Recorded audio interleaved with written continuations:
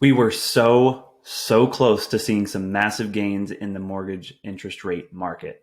Welcome back to another mortgage rate update video on my channel. Thank you all for watching. My name is Caden Anini, the Millennial Loan Officer here in Phoenix, Arizona.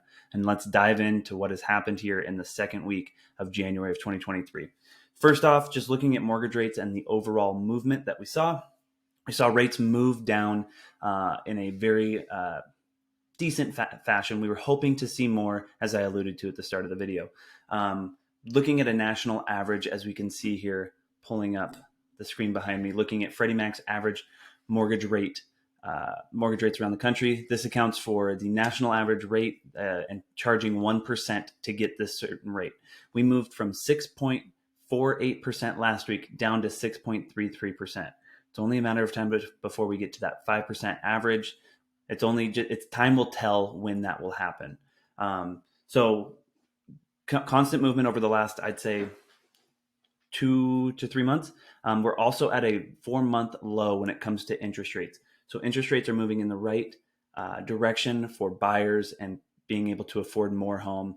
We're in a very interesting time where rates are starting to drop, but competition and buyer demand has not picked up quite yet. So we may see a perfect little storm here for people who are wanting to purchase in the first few months of 2023 of being able to get these lower interest rates that we haven't seen for a while, while also not having to deal with buyer competition. So potential for these lower rates plus seller concessions is amazing for buyers. Let's look at what happened this week that might have moved rates or just overall mortgage news.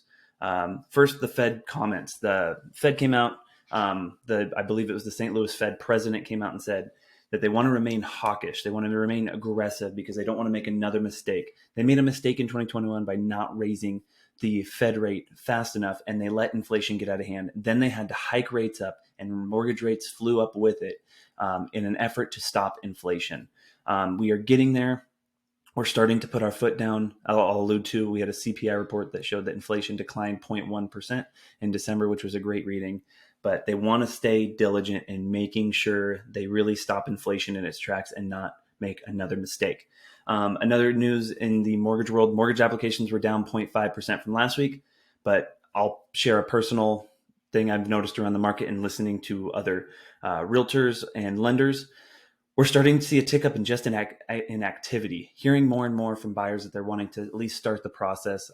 Applications, I feel like, are up, and we should see this report go up next week. But a lot of people are active and wanting to purchase in 2023. I had a very good friend in real estate in Washington bring up a pretty good point. For the last 6 months, we've had these higher interest rates, and people have thought, well, my buddy got 3% in January. Why should I have to pay anywhere between get a 5 to 7% rate? So I believe we're going to see a backlog of buyers hitting this market, 6 months worth of backlog that are like, screw it, I'm going to purchase a home. This is my year. What do I need to do move forward? Because it's either this or renting.